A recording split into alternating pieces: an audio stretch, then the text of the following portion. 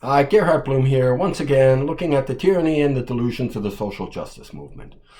So let's look at the Biden administration and its success in killing wanted terrorist Ayman al-Zawahiri, right? He's Osama bin Laden's replacement, longtime senior al-Qaeda member. Thankfully, he's now at the gates of hell, right? So good job on killing this guy. But a major success. Riddle me this. Where did they find this Ayman al-Zawahiri? Was he living in some cave like the troll that he is? No. He was living in a very posh, upscale neighborhood of Kabul. In fact, it's a home owned or controlled by the Minister of the Interior, Haqqani. Right, I forget the guy's first name, Haqqani, who's a major terrorist himself. So he's basically a guest of this theocratic Taliban terrorist-supporting regime. And Ayman al-Zawahiri is not the only terrorist that is being provided safe haven by the Taliban. So a major victory? No, I don't think so, right? Terrorists are flooding into Afghanistan, finding safe haven there, right? As regards Afghanistan, this was a catastrophic failure. He abandoned Afghanistan in the wake of the withdrawal of support, the abrupt removal of American forces. The Afghan government and military absolutely collapsed, right? And you were promised that there wouldn't be any vacuum created. The government would stand and the soldiers of Afghanistan could handle security of the country on their own. And there wouldn't be any Saigon helicopter roofs evacuations. No, that won't happen. Well, it did happen. It was absolutely catastrophic, and it was a serious own goal. The administration left billions of dollars in advanced military equipment behind. Advanced military equipment. Sophisticated night vision goggles, right? Weapon systems, tanks, airplanes, right? And he left American citizens behind. Citizens. Biden might not know this, but he actually has a responsibility to ensure the safety of American citizens, right? He betrayed his allies, right? And yes, American service personnel died, right? 13 soldiers gave their lives in a cause that, was completely reckless. They're trying to defend the airport at Kabul in the heart of Kabul, right? That the airport in Kabul is right in the middle of the city. I've been there many times. It's not a secure location. Gave up Bagram Airfield, right? Bagram Airfield is miles and miles away from the city of Kabul. There's nothing surrounding it. It would have been a safe extraction point, and Biden abandoned it. And guess what? Biden was advised by his senior military personnel that this is not the way to handle things. It is not. And he ignored the advice. So people, well, why weren't people responsible fired? Why weren't they held accountable? Because Joe Biden's the guy who's responsible and needs to be held accountable. That's why. And he's not going to fire himself. That means you. Come election, you need to fire this clown. Absolutely monstrous. In the words of Barack Obama, never underestimate Joe's ability to fuck things up. And he fucked things up royally, cost 13 service personnel their lives, and many other service personnel had grievous injuries to themselves, lifelong injuries, right?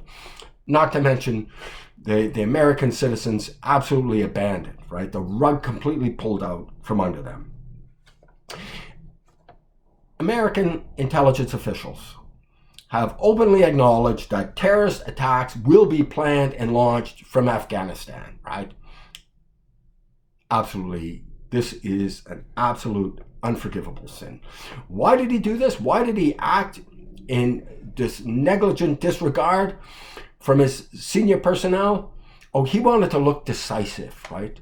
He wanted to look decisive. Joe Biden has been on the wrong side of every policy issue in his entire career, right? Absolutely crazy. So let's look at the Vietnam War, another shameless betrayal by officials and by leftists, right? The Vietnam War. The United States never could have won this war and never should have fought the war to begin with.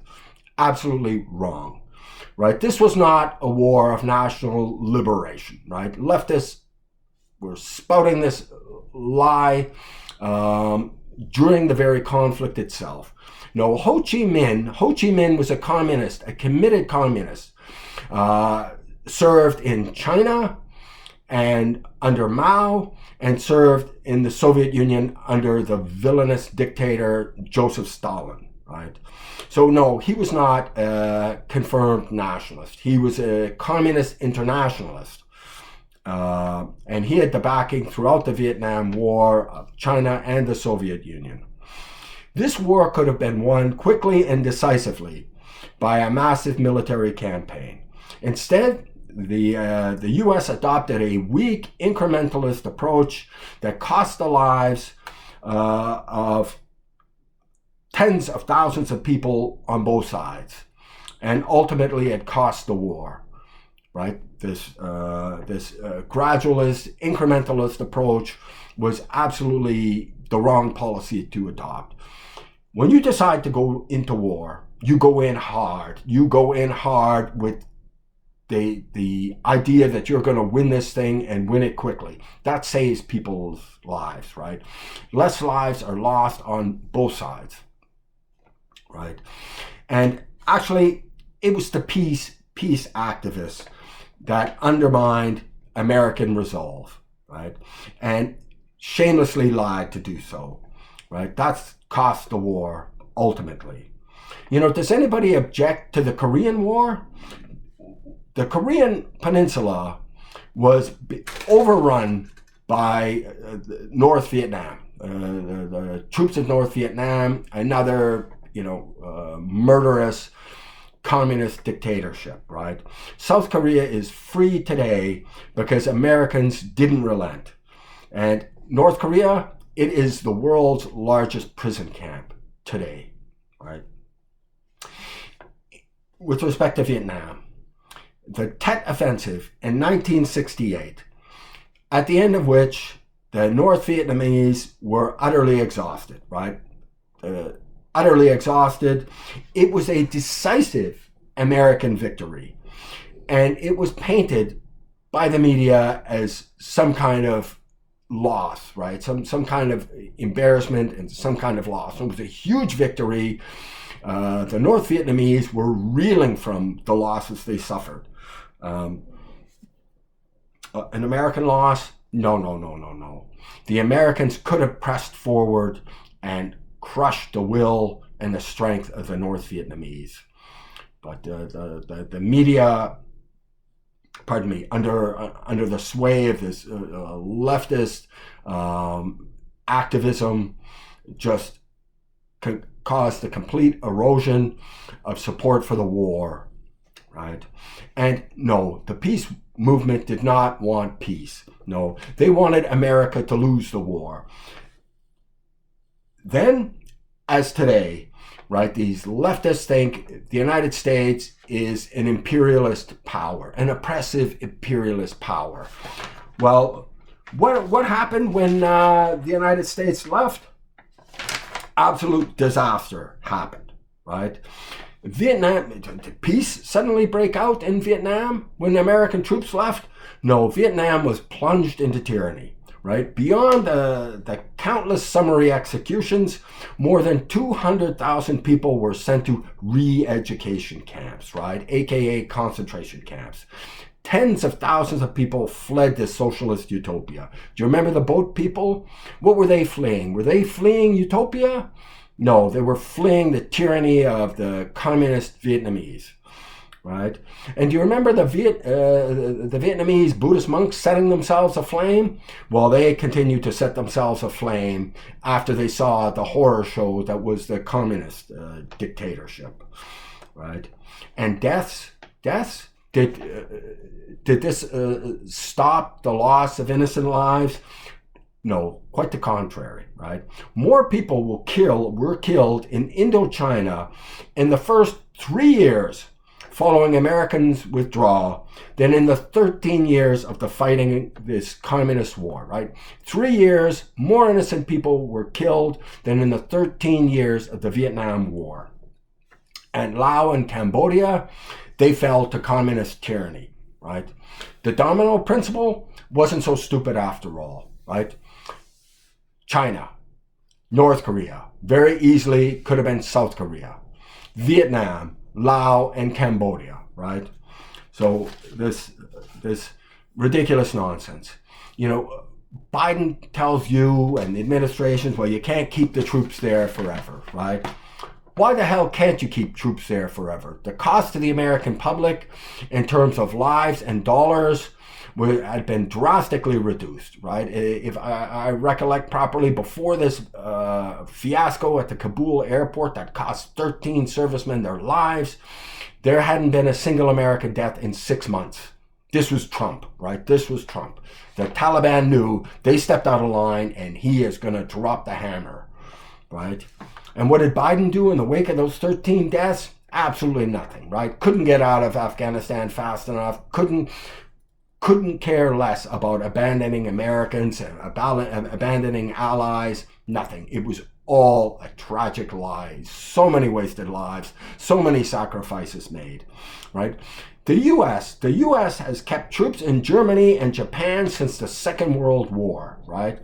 And it has kept troops in Korea, South Korea, since the Korean War, right? The Americans could have won this war simply by not losing, right? You just hang on to center of Kabul, you hang on to Bagram Airfield, and when the Taliban, if they're so stupid enough to mass troops, you kill them. You kill them quickly and decisively, right? So leftists are always wrong. And they're not just a little bit wrong. They're always disastrously wrong. And it's always somebody on the innocent side of things that pays for their folly and their arrogance. Disgusting. Anyways, I hope you'll check out my book, Deconstructing Social Justice, available on Amazon. Not the least important because I wrote it. I wrote it because the issues could not be more important. This toxic leftist ideology is a cancer eating away at the foundations of Western civilization, and it needs to be stopped. At any rate, I hope you will check out the book. I'm looking for your support. I'm trying to fight this cancerous ideology. I need your support. And if you like the video, please drop a thumbs up and do subscribe. Anyways, thank you so much for your time and attention. Bye-bye.